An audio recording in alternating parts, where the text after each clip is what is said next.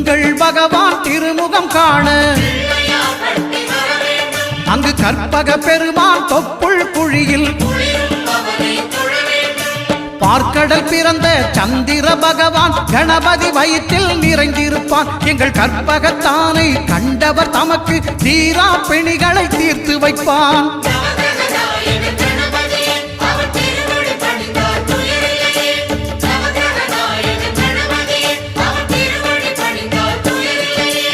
ஒன்பது கோளும் ஒன்றாய் காண அங்கு கற்பகம் என்னும் கடவுளின் மெய்யில்